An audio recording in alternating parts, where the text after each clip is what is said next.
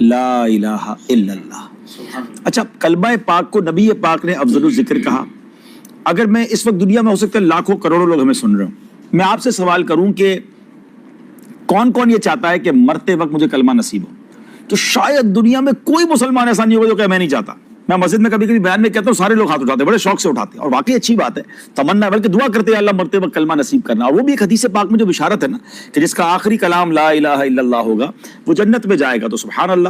لیکن پھر ساتھ ایک اور سوال کیا کرتا ہوں جو آج میں سارے ناظرین سے کر لیتا ہوں کہ یہ بتائیے آج پورے دن میں کتنی بار کلمہ پاک پڑھا ہے؟ پورے ہفتے میں کتنی بار پڑھا ہے؟ ایک مہینہ ہو گیا اس میں بتا دیں کتنی بار پڑھا ہے؟ یعنی حال یہ ہے کہ مرتے وقت سب کو کلمہ چاہیے, زندگی میں پڑھنے کے لیے تیار نہیں ہے. بھئی روز کلمہ پاک کی کچھ تو عادت بنائے نا. افضل الذکر کہا گیا. اور سبحان اللہ علماء کا ایک بڑا پیارا قول میں نے سنا, اور امیر علیہ سنت بھی اس طرح کی گفتگو فرماتے ہیں کہ اپنی زبان کو کلمے کا عادی بناؤ, کیونکہ مرتے وقت زبان بھاری ہو جاتی ہے.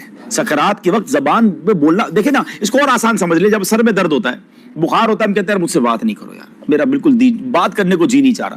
تو یہ تو کچھ بھی نہیں ہے جو سکرات کی سختی اور موت کے وقت نزا کا عالم ہوتا ہے. تو جس کی زبان کلمے کی عادی ہوگی نا, انشاءاللہ مرتے وقت بھی زبان پہ کلمہ جاری ہو جائے گا.